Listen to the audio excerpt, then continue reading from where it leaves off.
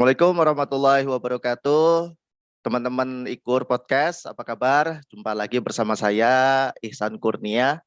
Pada kesempatan kali ini saya kedatangan tamu yang sangat spesial, ya, seorang guru besar, ya, seorang yang sangat saya hormati, senior saya, yang dari jauh sekali ini, dari kota Lampung, ya.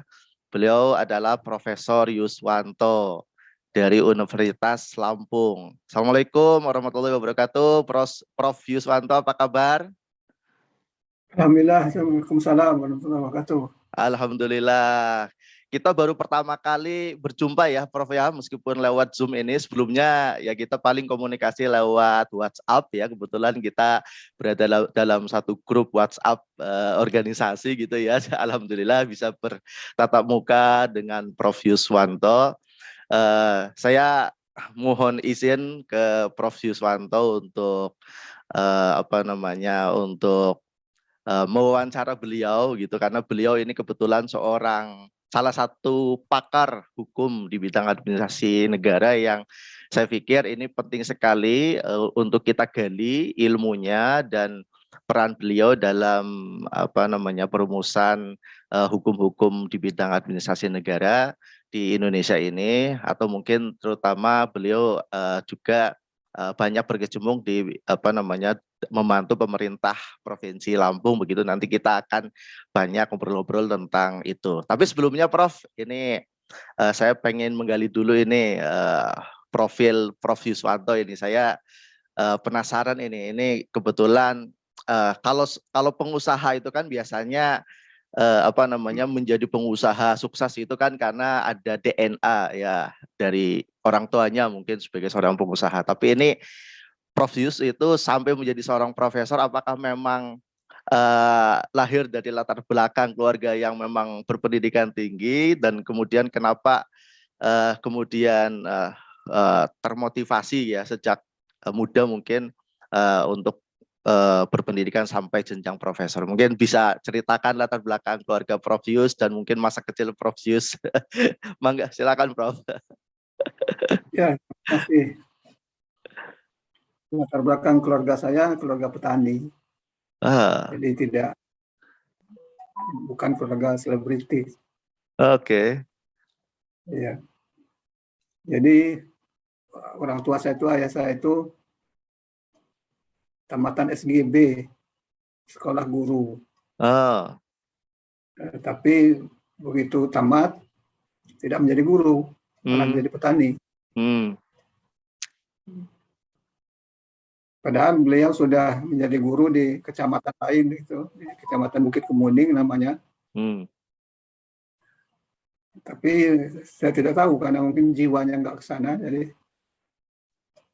nggak jadi guru. Nah terus karena kegagalan itu orang tua saya menjadi bagaimana supaya anaknya nggak harus berhasil, nggak gagal seperti beliau.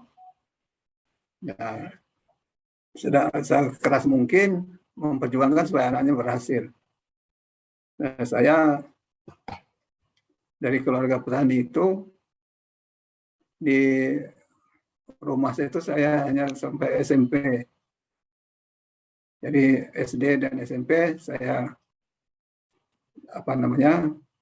lakukan di tempat kelahiran saya itu. Nah, terus SMA-nya pindah ke Metro. Kota besar ya di Lampung ya, Prof?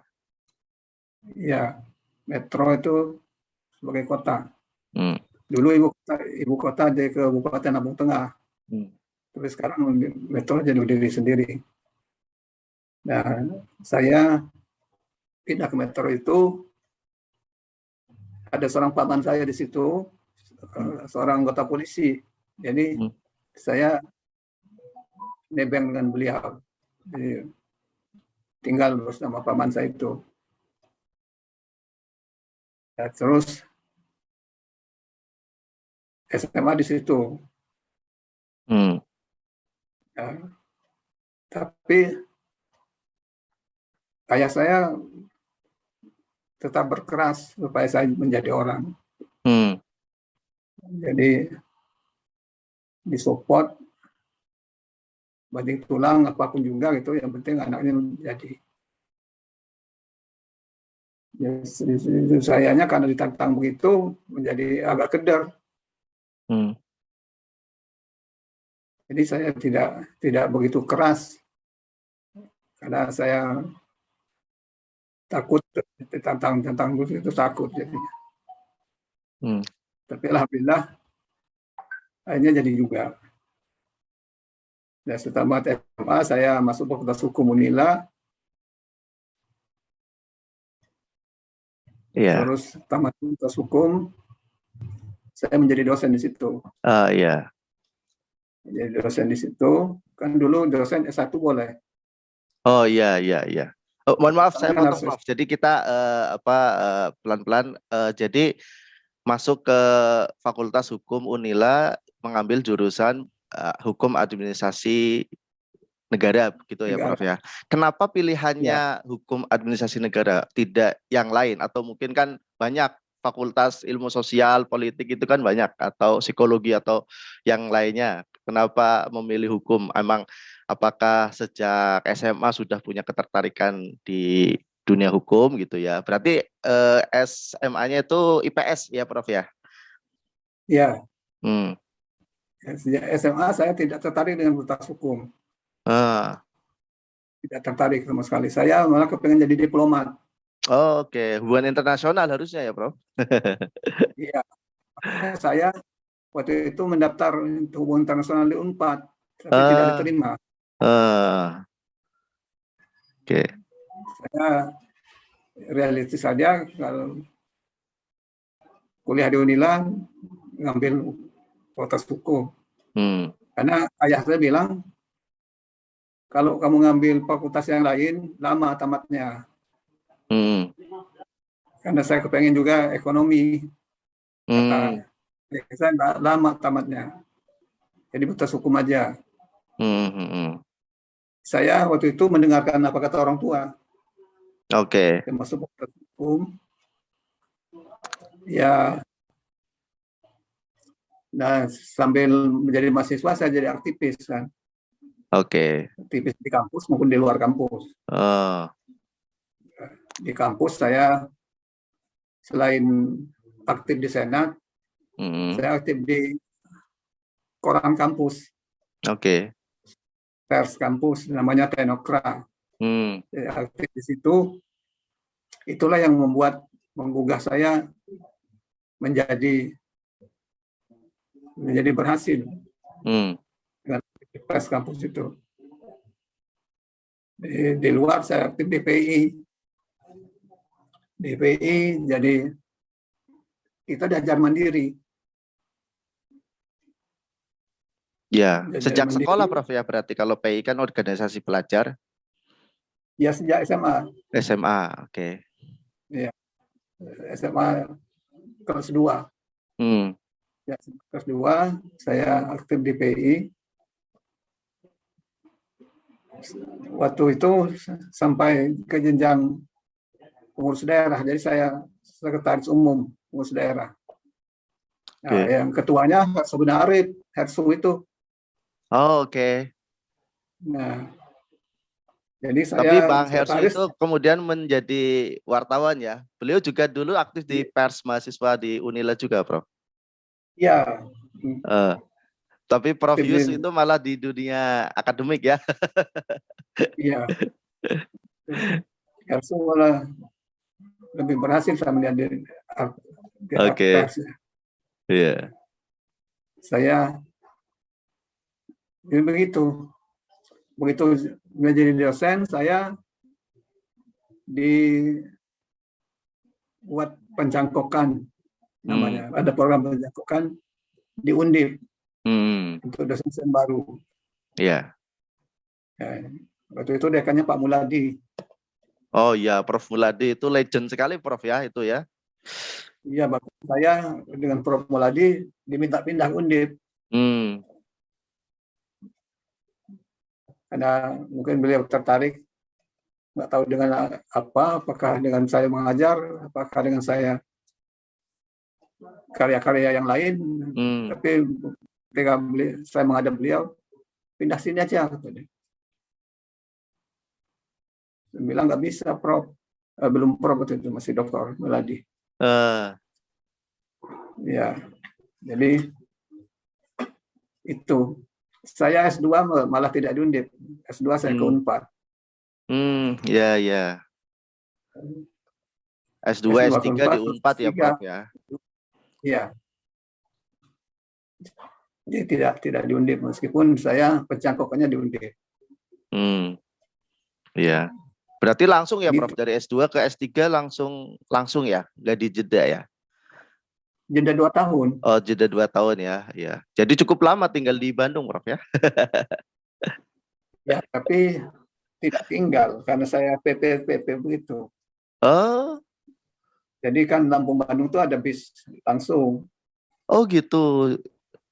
Jadi Apa saya nggak capek, Prof, itu Bandung Lampung itu kan cukup capek. luar biasa sekali perjuangannya, Prof ya. Karena zaman dulu ya mungkin belum bisa kuliah online, Prof ya. Belum ada. Iya, iya. Belum ada, kita perpustakaan online itu baru ada di Telkom di Bandung. Jadi kalau kita mau perpustakaan yang online ya ke Telkom. Selain itu nggak ada. Iya. Terus jadi menjadi dosen itu berapa puluh tahun, Prof? Itu. Saya jadi dosen itu sejak tahun 87. Tahun 87, wah sudah luar biasa panjang perjalanan menjadi dosen ya. Ya, udah mengajar lama dari S1, S2, S3 gitu ya, Prof ya. Iya.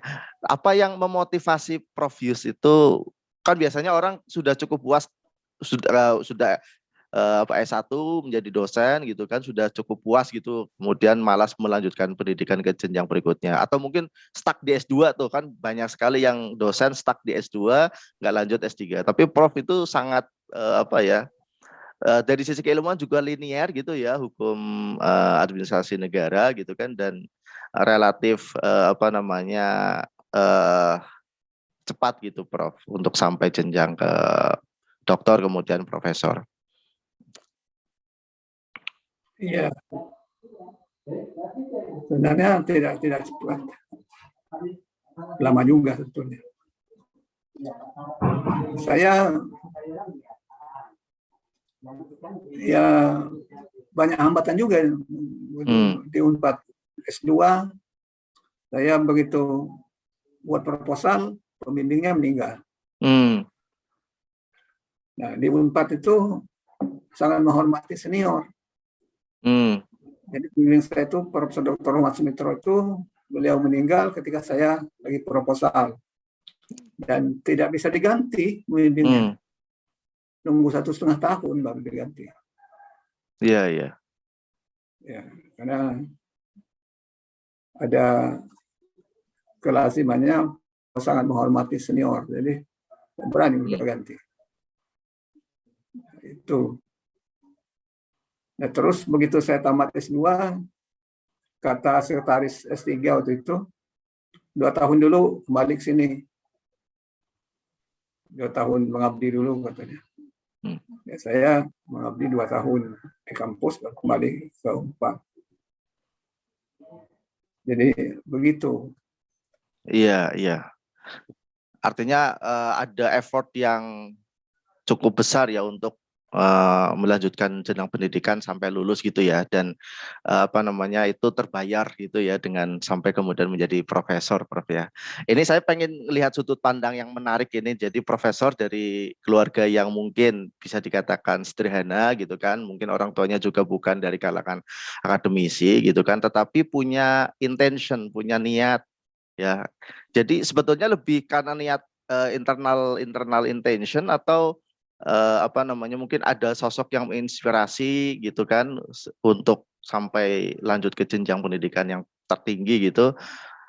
Pada waktu masih mudanya gimana, Prof? Apakah mungkin biasanya kalau aktivis kan banyak bergaul dengan orang-orang yang secara pendidikan bagus, kemudian terinspirasi, termotivasi begitu, Prof. Mungkin masukan buat kita yang masih muda ini agar kita semangat itu melanjutkan pendidikan sampai setinggi mungkin. Iya. Saya waktu itu tidak ada inspirasi sebetulnya, tidak terinspirasi. Mengalir begitu Tapi saja, saya, Prof ya. Tiba-tiba aja jadi iya, profesor gitu ya. jadi mengalir pakai air begitu saja. Oke. Ya, tapi banyak kejadian-kejadian aneh ketika saya ambil S3 itu. Eh, Pada suatu ketika saya dari Lampung mau ke Bandung, hmm, itu akhir dari libur panjang. hmm, Akhir dari libur panjang itu membuat macet total jalan, hmm, macet. Jadi saya berangkat malam pakai bis itu sampai menyeberang itu jam 8 pagi baru baru hmm. baru baru sampai di Merak. Ya nggak mungkin saya bisa hadir di Bandung jam 7 kan? Oh ya. Ya, karena kuliah itu jam 7. Hmm, Nah, tapi Profesor ini nggak mau kuliah kecuali saya hadir. hmm, Nah, jadi kawan-kawan jadi bingung mana menghadirkan saya. hmm. Sampai terakhir saya ditelepon terus sama mereka. Jam 1 itu saya baru masuk ke jalur tol Jagorawi. Hmm, Ya, baru masuk jam 1 saya di tol Jagorawi. hmm, Saya bilang nggak mungkin bisa ditunggu. hmm, Jadi mereka lapor Profesor, saya nggak mungkin bisa ditunggu karena baru masuk tol Jagorawi jam 1. hmm, Bayangkan aja, mau jam 1 di Jagorawi, sedangkan kuliah mulai jam 7 dan mereka tidak kuliah, hmm. nunggu saya. Waduh, luar Ya, biasa. saya jadi bingung Eh, maksudnya ada apa? Kok Prof. Sri Sumantri, guru besar yang sangat dihormati, eh. nunggu saya kuliah. Nah, jadi semua jadi bingung dibuatnya. Teman-teman bingung, saya sampai di Bandung itu jam 4 Eh, sore, ada kawan yang dari kuliah, ada yang nunggu saya, eh. dan mereka pada datang sore itu mengatakan bahwa tidak kuliah karena Hmm, saya nggak datang. hmm, Dan jadi aneh, jadi saya pengalaman yang seperti apa gitu. hmm, hmm. Karena Prof. Sri Sumantri harusnya kuliah, jadi tidak kuliah karena nunggu saya. Iya. Ada Berarti apa? nggak seru kali Prof kalau nggak ada Prof Yus kalau kuliahnya. Kalau ya kalau perkuliahan di Fakultas Hukum itu kan saya pikir kayak kalau saya kebetulan orang sosial ya, orang sosiologi itu juga kan diskusinya kan seru, menarik gitu ya, dan banyak pikiran-pikiran baru dari mahasiswa. Jadi di Fakultas Hukum juga tentu sangat menarik proses perkuliahannya ya Prof ya. Iya, menarik. Karena Iya, kita bicara manusia dalam keadaan bergerak. iya betul betul. Ya. Jadi memang menarik. Nah, saya pengen lebih fokus lagi nih bicara tentang keilmuan administrasi negara ya atau administrative law gitu ya, Prof ya. Ya, Kalau yang saya tahu itu kalau hukum tata negara itu kan bicara negara dalam keadaan diam gitu ya, diam. instil gitu ya. Kalau administrasi negara itu dalam keadaan bergerak gitu ya. Apa mungkin kita orang awam masyarakat umum itu mungkin perlu dijelaskan Prof. Apa sih hukum administrasi negara itu dan apa namanya pentingnya hukum administrasi negara dalam proses penyelenggaraan negara? Ya, kalau hukum tata negara itu kan orang bilang mempelajari negara dalam keadaan bergerak, dalam keadaan diam. Hmm, Apa maksudnya? Maksudnya kan negara itu kita bicara mengenai kewenangan, hmm, peraturan perundang-undangan, bicara mengenai institusi negara. iya, Jadi Dan itu dipakai memotret, dalam jangka waktu lama gitu ya, Prof ya? ya memotret Produk-produk sebuah hukumnya. negara dalam keadaan diam. Hmm. Jadi dalam keadaan diam, kita potret sebuah negara dalam keadaan diam, itu hukum tata negara. Hmm. Kenapa hukum organisasi negara mempelajari negara dalam keadaan bergerak? Karena yang menjadi fokus pembicaraan di dalam hukum organisasi negara itu adalah perjalanannya pemerintahan. Hmm. Jadi menjalani pemerintahan. Jadi tidak, meskipun undang-undangnya tidak ada dalam perspektif organisasi negara itu, bisa saja dilakukan pemerintahan itu. Jadi jangan karena undang-undang yang tidak ada jadi berhenti. Dia tetap bergerak. Jadi tiadanya satu undang-undang itu bukan berarti harus tidak berjalan pemerintahan. Tapi ketiadaan satu undang-undang itu, pemerintahan harus tetap jalan. Itu. Kalau tata negara gampang. Kalau nggak ada undang-undang nggak bisa jalan. Tapi kalau asasi negara harus jalan, pemerintahan harus jalan. Meskipun undang-undangnya nggak ada, nggak bisa yang mendengarkan kata orang belum ada payung hukumnya. Iya. Orang yang belum ada payung hukumnya, jadi nggak bisa dilakukan. Hukum negara itu tidak, dia harus melakukan sesuatu. Iya. Tidak diam. Iya. Terus ruang lingkupnya apa aja, Prof? Ini hukum administrasi negara, ruang lingkupnya apa? Apa saja? Oh, ruang lingkupnya banyak. Saya katakan bahwa hukum administrasi negara ini adalah hukum yang baru. Dia lahir karena apa? Karena ada persoalan-persoalan di dalam negara itu yang tidak bisa diselesaikan. Dan karena tidak bisa diselesaikan, harus ada hukum yang bisa menjangkaunya, yang bisa menyelesaikannya. Jadi lahirlah hukum baru yang disebut administrasi negara itu. Iya. Karena hukum lain tidak bisa menyelesaikan sebuah negara. Pidana tidak bisa, perdata tidak bisa, HTN tidak bisa, yang lain-lain tidak bisa, maka harus ada hukum yang bisa. Hukum yang bisa itu disebutkan baru, itu hukum negara itu. Iya. Jadi kemungkinan semakin ke sini, semakin di masa yang akan datang, hukum administrasi negara semakin kompleks ya, karena kan seiring dengan masalah yang terjadi dalam penyelenggara negara kan semakin hari semakin kompleks, Prof. Jadi pasti nanti permasalahannya semakin kompleks gitu kan, dan produk hukum yang dihasilkan juga nanti akan semakin kaya, Prof ya. Iya. Jadi memang semakin kompleks. Kenapa? Karena tantangan pada waktu-waktu itu berbeda. Kalau tantangan dulu zaman Orde Baru beda tantangannya dengan Orde yang sekarang. Karena tantangannya beda, maka persoalannya pun beda. Beda, jadi semua menjadi sesuatu yang beda, sehingga perlu penyelesaian yang beda pula. Nah, karena penyelesaian yang beda, maka lahirlah hukum negara itu. Iya.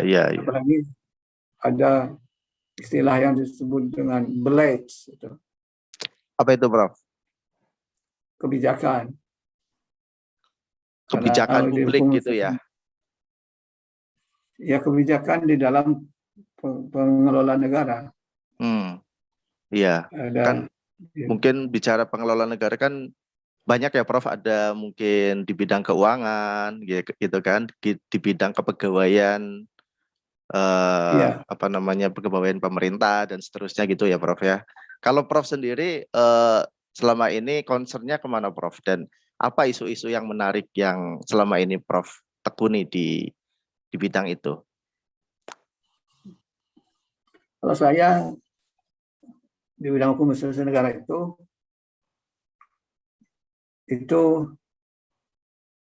fokusnya ke public finance. Keuangan publik ya. Iya, Hmm. fokusnya ke situ. Hmm.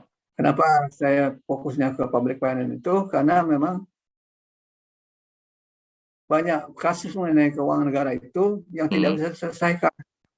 Contohnya, Prof? Contohnya kerugian negara. Iya. Negara itu setiap menit bisa negaranya rugi. Bahkan setiap detik bisa negaranya rugi. Dan ruginya sangat besar. Iya. Tapi apakah dengan kerugian negara itu otomatis korupsi? Belum tentu. Tidak pasti. Bisa jadi karena Iya. salah pengambilan kebijakan, Prof ya. Iya. Jadi bisa jadi kan salah yang dikerjakan, jadi terjadilah kerugian negara. Padahal orang bilang kerugian negara itu salah satu indikasi dari korupsi. Tapi menariknya di hukum negara itu, kerugian negara itu belum tentu korupsi. Bisa karena kesalahan administrasi, bisa macam-macam. Ya. Kan ada dalam pemberitaan sekitar beberapa tahun yang lalu itu, ada seorang guru, kepala sekolah, itu dapat bantuan komputer, satu laboratorium komputer itu dapat bantuan. Tapi dia tidak belikan komputer. Dia malah karena saat itu sekolahnya roboh, uangnya untuk beli komputer itu dipakai dia untuk memperbaiki kelas. Oke. Untuk ruang kelas, akhirnya komputer tidak terwujud. Siswanya pada terbengkalai karena komputer. Nah, terus diadukanlah ke polisi. Akhirnya yang bersangkutan ditahan. Dipersalahkan. Dia menjadi salah dan dia ditahan. Nah, terus menjadi polemik. Jadi polemik. Akhirnya karena menjadi polemik sampai ke Mahkamah Agung. Sampai ke Mahkamah Agung. Nah, Mahkamah Agung malah membuat fatwa atau pendapat hukum dari Mahkamah Agung itu bahwa seseorang dinyatakan korupsi itu terkait dengan 3 situasi. Situasi pertama itu bahwa ada ketentuan yang dilanggar. Yang kedua, adanya kerugian negara. Yang ketiga, ada yang menjadi diuntungkan atau kaya gara-gara itu. Nah, kalau tidak, itu harus secara akumulatif. Jadi kalau tidak terjadi hal-hal seperti itu, maka bukan korupsi. Sehingga guru yang bersangkutan itu dikeluarkan dari penjara. Karena dinyatakan tidak bersalah.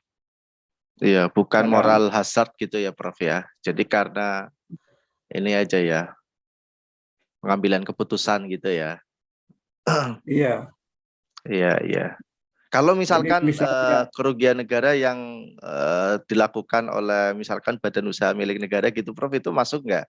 Jadi kan mungkin banyak BUMN yang kemudian merugi, kemudian menyebabkan negara rugi gitu, masuk dalam kajian ini nggak? Jadi begini, mengenai BUMN itu ada 2. Pertama, dia yang dikelola itu uang negara. Yang kedua, bukan uang negara. Jadi kalau dia yang dikelola itu uang negara, kerugian itu kerugian negara. Jadi orang yang membuat kerugian itu bisa dipersalahkan. Tapi kalau dia bukan uang negara, nah, orang dipersalahkan sebatas perbuatannya itu saja. Jadi kalau dia bukan uang negara, berarti kerugian yang dia diderita itu bukan kerugian negara.